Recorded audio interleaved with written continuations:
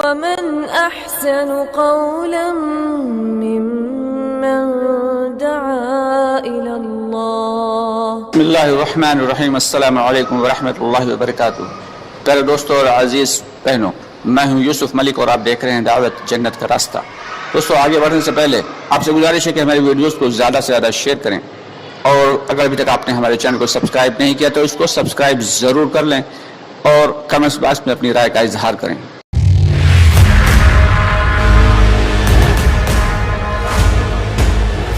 اللہ تعالیٰ کو بے حد پسند ہے یہ ایمان کی باتوں کو سننا اور ایمان کی باتوں کا بولنا. اس سے کیا ہے کہ ایمان میں اضافہ ہوتا ہے، ایمان میں اضافہ ہوتا ہے، اور جس چیز پہ محنت کی جائے وہ چیز بڑھتی ہے. ایک کاروبار والا ہے، وہ کاروبار کی محنت اگر چھوڑ دے گا تو اس کے کاروبار میں نقصان ہے. کھیتی باڑی والا ہے، اس نے اگر کھیتی باڑی کی محنت کو چھوڑا تو اس کے کھیتی باڑی میں نقصان ہے.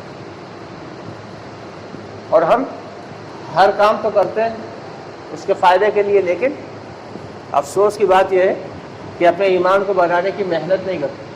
کہ اگر ایمان کو چھوڑیں گے تو ایمان کے باوجود بھی نقصان ہی ہوگا. اور یہ نقصان ہمارا کیسے دور ہو، اس کے لیے ایمان کی محنت ہے، اس کے لیے ایمان کی محنت.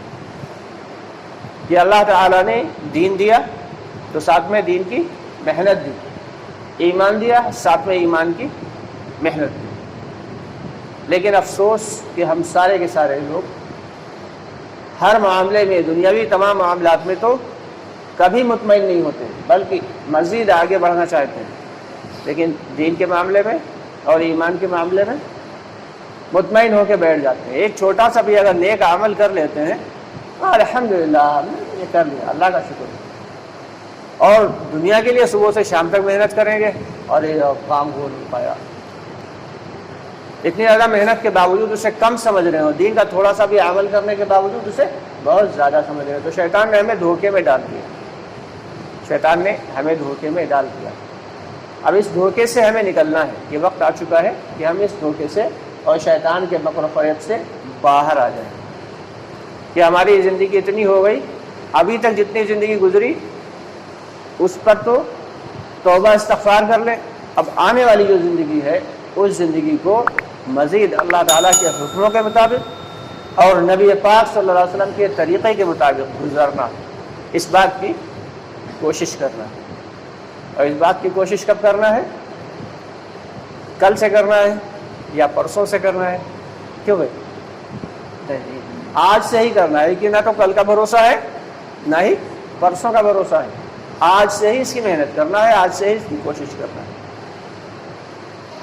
حضرت جتنے بھی حضرات صحابہ کرام رضی اللہ تعالیٰ عنہم اجمعین تھے، اور اس کے بعد والے تابعین، تبع تابعین، سبھی نے اس دعوت والی محنت کو اور دین کی محنت کو باقاعدگی سے کیا، اور ساتھ ہی ساتھ ایمان کو بنانے کی فکروں میں لگے، جس کی وجہ سے اللہ تعالیٰ نے ان کے ایمان میں ایسی پختگی عطا فرمائی تھی کہ جو ایمان انہیں اعمال کے اوپر کھڑا کر دیتا تھا. آج ہمارا ایمان اتنا کمزور ہے کہ ہمیں اب اعمال پہ کھڑا نہیں کر پا رہا. حضرت عمر بن عبدالعزیز رحمۃ اللہ علیہ، جنہیں عمر ثانی بھی کہا جاتا ہے، مشہور ہے ان کے بارے میں کہ بھیڑیا اور بکری ایک ہی ندی کے ایک ہی کنارے پہ پاس میں کھڑے ہو کے ایک ہی گھاٹ کے اوپر پانی پیا کرتے تھے. نہ بھیڑیا بکری کو کچھ کہتا تھا، نہ بکری بھیڑیے سے ڈرتی تھی. تو آخر ایسی کیا وجہ تھی؟ کیونکہ حضرت عمر بن عبدالعزیز رحمۃ اللہ علیہ نے جو حکومت کی اس کے بارے میں فرماتے ہیں کہ ان کی حکومت کا معاملہ یہ تھا کہ 2 سال اور چند مہینے کی حکومت میں انہوں نے سارے کے سارے ان کے علاقے میں نہ تو کبھی کوئی جھوٹ بولتا تھا، نہ کبھی کوئی چوری ہوتی تھی، اور نہ ان کے زمانے میں کسی پر کوئی ظلم ہوتا تھا. اب اس کی شروعات کہاں سے ہوئی؟ شروعات ہوئی خود حضرت عمر بن عبدالعزیز رحمۃ اللہ علیہ کی طرف سے، کہ انہوں نے اپنے آپ کو ایسا بنا دیا تھا. ان کے 12 بچے تھے، بیٹے اور بیٹیاں ملا کے 12 تھے. عید کا موقع آیا تو بچوں نے کہا امی جان ابا سے کہہ دیجئے سبھی لوگ سارے بچے جو ہے کپڑے لا رہے ہیں، ہم لوگوں کے عید کے کپڑے نہیں آئے۔ تو جب گھر پہ آئے تو بیوی کہنے لگی، بیوی کا نام تھا فاطمہ، بڑی نیک عورت، شہزادی تھی، خاندانی شہزادی تھی، اور اتنی نیک عورت کہ اپنے شوہر کی زبردست تابع دار اور بچوں کے لیے ایک بہترین ماں۔ جب شوہر گھر پہ آئے تو شوہر سے کہا کہ بھائی بچے جو ہے وہ چاہتے ہیں کہ ان کی عید کے کپڑے آ جائیں، تو فرمانے لگے اے ہے میں کپڑے کہاں سے لاؤں، میرے پاس آخری مہینہ چل رہا ہے، میرے پاس پیسے نہیں ہیں، کیونکہ بیت المال سے تھوڑا سا جو وظیفہ لیتے تھے وہ وظیفہ صرف گھر کے اخراجات کے ہی قابل ہوا کرتا تھا، وہ وظیفہ گھر کے اخراجات یعنی کھانے پینے کے ہی قابل ہوا کرتا تھا، اتنا نہیں ہوتا تھا کہ تھوڑا سا بھی بچا سکے۔ حالانکہ کیا ہیں، بادشاہ ہیں، عمر بن عبدالعزیز رحمۃ اللہ علیہ بادشاہ ہیں، اور ایسے بادشاہ ہیں کہ 3 بر اعظم کے اوپر ان کی حکومت ہے، ان کی حکومت 3 بر اعظموں پہ پھیلی ہوئی ہے، خزانے کے خزانے بھرے ہوئے ہیں، لیکن اس میں سے اس لیے نہیں لے رہے ہیں کہ یہ بیت المال ہے، یہ پبلک کا پیسہ ہے، یہ امت کا پیسہ ہے، میرا پیسہ نہیں، میرا تو بس وہ ہے جو ذرا سا وظیفہ مجھے مل جاتا ہے، بس وہ میرا ہے۔ یہ حال تو کیا فرما رہے ہیں کہ پیسے تو ہے نہیں، بچوں کے کپڑے کہاں سے بنوائیں؟ بیوی بھی ایسی نیک کہنے لگی کہ آپ ایسا کریے کہ 1 مہینے کی پیشگی لے لیجئے، یعنی ایڈوانس میں لے لیجئے اپنا وظیفہ، اور ان کے اس سے جو ہے بچوں کے کپڑے بنوا دیں گے، اور گھر کا خرچہ جو ہے وہ میں مزدوری کر کے چلا دوں گی 1 مہینہ۔ اللہ اکبر، یہ شہزادی ہیں، خاندانی شہزادی، جن کے باپ دادا سارے کے سارے بادشاہ تھے، چچا بھائی سب کے سب بادشاہ تھے، بڑے بادشاہوں میں شمار۔ تو جب انہوں نے یہ کہا تو حضرت عمر بن عبدالعزیز رحمۃ اللہ علیہ نے بلایا اپنے خزانچی کو، جو بیت المال کا خزانچی تھا، اس نے کہا بھائی 1 ماہ کی رقم پیشگی دے دو تاکہ بچوں کے کپڑے بن جائیں عید کے لیے۔ تو ان کا خزانچی جو کہ ان کا نوکر، اس نے کیا جواب دیا کہ آپ مجھے لکھ کر دے دیجئے کہ آپ اگلے 1 مہینے زندہ رہیں گے۔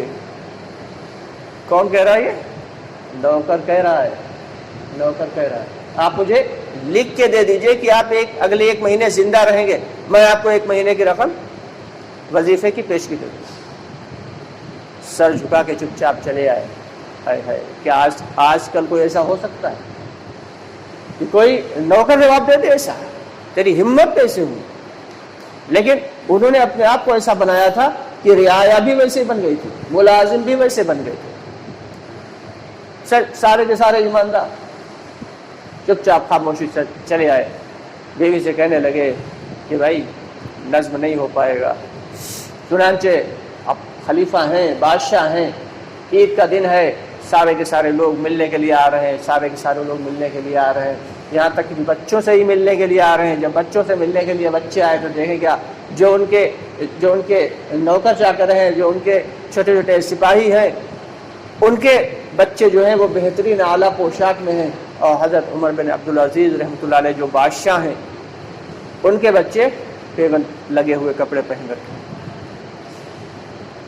تو بات شام ہوئی، بچوں سے کہنے لگے دیکھو بچوں، بے شک تمہیں گلا تو ضرور ہوگا، شکوہ تو ضرور ہوگا کہ میں نے تمہارے لیے نئے کپڑے تک نہیں خرید سکا ہوں، لیکن یہ پکی بات ہے کہ میں تمہیں رزق حرام ذرہ برابر بھی نہیں کھلا سکتا۔ تو ایسے جب ایسے لوگ حکمراں بنیں گے تو پھر اللہ رب العالمین رعایا کو بھی ویسا ہی بنا دیں گے، اور صرف رعایا ہی نہیں، ساری کی ساری مخلوق کو بہتر بنا دیں گے۔ یہی وجہ تھی کہ حضرت عمر بن عبدالعزیز رحمۃ اللہ علیہ کے زمانے میں بھیڑیا اور بکری ایک ہی گھاٹ پہ پانی پیا کرتے تھے، دونوں میں سے نہ تو کوئی کسی سے ڈرتا تھا، نہ کوئی کسی کو نقصان پہنچاتا تھا۔ یہاں تک کہ ایک واقعہ آتا ہے حضرت عمر بن عبدالعزیز رحمۃ اللہ علیہ کا کہ ایک دن جب گھر پہ تشریف لائے تو بچیاں جو ہیں وہ منہ پہ کپڑا رکھ کے بات کر رہی ہیں اپنے ابا جان سے. تو کہنے لگے ارے بچیوں، یہ اپنی بیوی سے کہنے لگے یہ بچیاں منہ پہ کپڑا رکھ کے کیوں بات کر رہی ہیں؟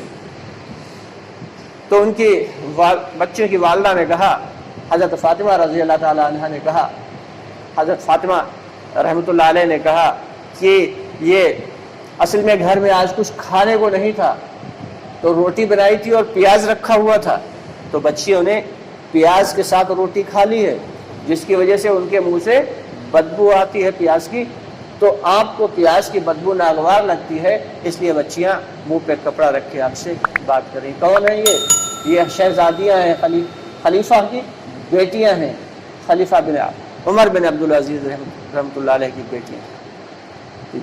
جب حکمراں ایماندار ہوگا، جب حاکم ایماندار ہوگا، تو پھر رعایا خود بھی ایماندار ہوتی چلی جائے گی.